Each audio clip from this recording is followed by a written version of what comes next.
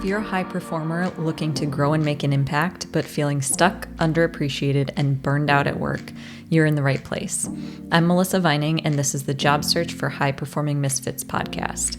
I help high performers leave draining jobs behind, reclaim their careers, and land roles in organizations where they can thrive. Tune in for tips, insights, and inspiration for your journey to fulfilling work that fits you.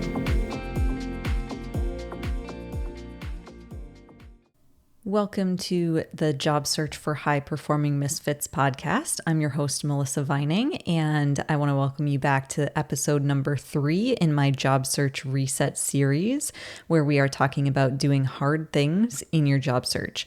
So if you missed the first 2 episodes on figuring out what you want and building your list of target employers, I suggest you go back and listen to those first, because that is going to be your foundation for everything else.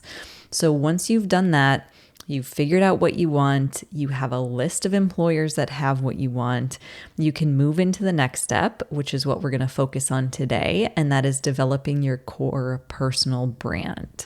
So what is a personal brand? It is essentially what you want to be known for.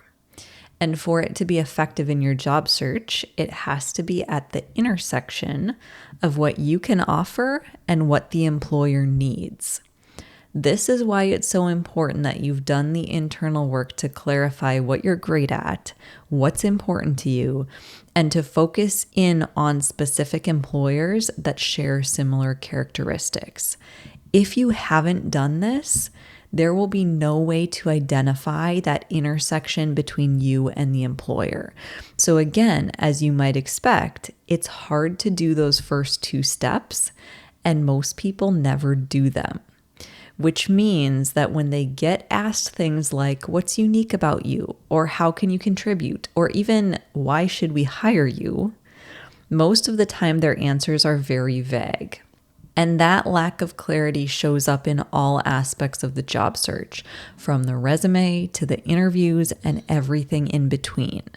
On the other hand, when you do this effectively, it completely changes how you show up in your job search. So the good news is that by the time you get to this point, you've already done a lot of the work that you need in order to build your personal brand. You have those foundational elements. One thing that you'll want to expand on is your understanding of your audience. And by audience, we're talking about employers. So those are the companies themselves and the hiring professionals within those companies. At this point, you've already defined your target employers, and you've even built a list of target employers. But now you have to ask yourself, what is most important to those employers? This is going to vary a lot based on the industry and the types of roles that you're looking for. So for example, in manufacturing, they're really worried about being in compliance with regulations and making sure the plants are continuously running. So maybe one of the things that you are known for is your knowledge of state and federal regulations. Or maybe one of your big impact areas is that you're really proactive with equipment maintenance, which extends the life of the equipment and also reduces the risk of plant shutdowns.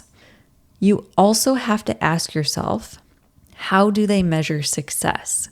So for example, in business, they're usually thinking about the bottom line. So you're going to want to think about, how do you help the company save money? How do you help the company increase revenue? How do you help make things more efficient, essentially, so you can do the work in less time with fewer resources?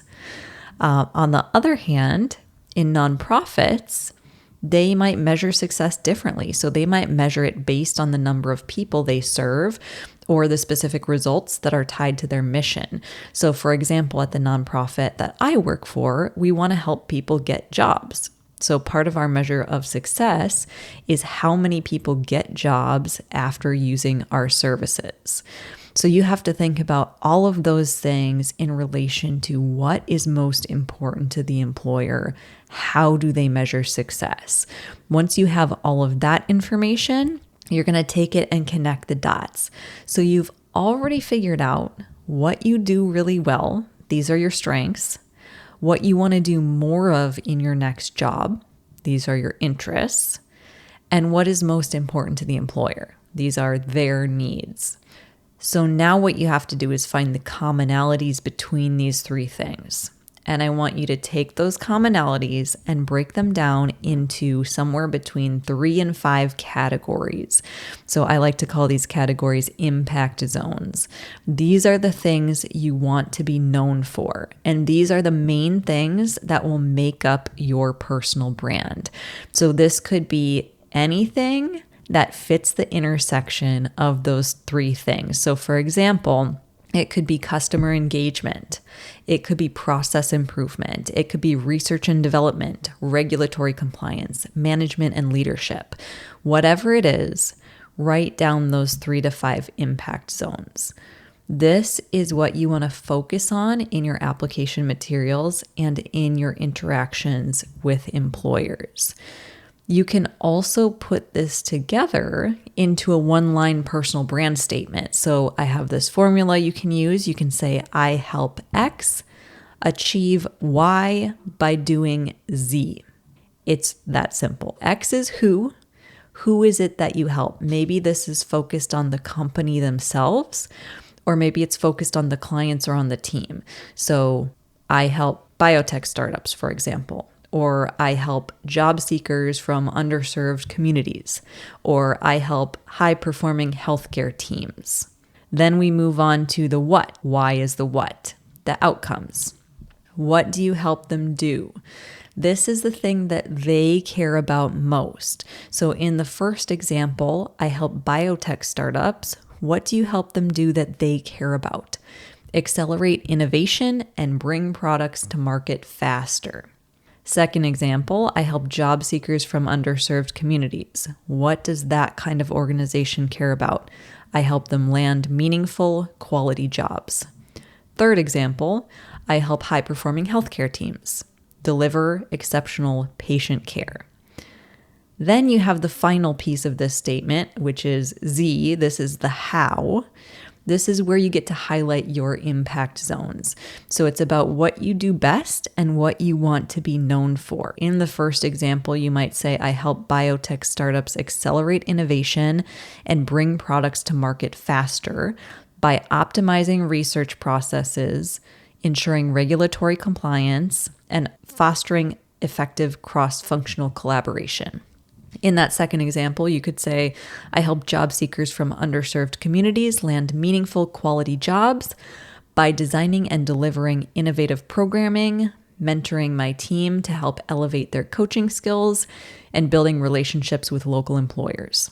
In the third example, you could say, I help high-performing healthcare teams deliver exceptional patient care by collecting and analyzing patient feedback, streamlining workflows, and focusing on continuous process improvement. So you can go ahead and put this together with the things that make sense for you. Once you have that personal brand statement, now you want to ask, what should I do with this? Essentially, this informs your strategy for all of your application materials. This is what you need to communicate to employers across everything that you do. It's going to be your resume, your LinkedIn, your cover letter, your portfolio if you have one, and your interviews. You're not necessarily going to copy and paste this statement word for word, although you might with something like your LinkedIn headline, for example. But what you're going to do is use this as the starting point. You're going to focus on the who, the what, and the how building blocks of this statement and weave them in everywhere that you can. So in the next episode, I'm going to break down how you can use these building blocks of your personal brand to communicate really effectively on your resume, your LinkedIn, your cover letter, and during your interviews. And in order to do that, you have to switch from a duty to an impact mindset. So go clarify your personal brand, and I will see you back here for the next episode on how to apply it. If you love this podcast, be sure to hit subscribe, leave me a review, and share it with a friend so we can help more high-performing misfits find work they love. See you next time.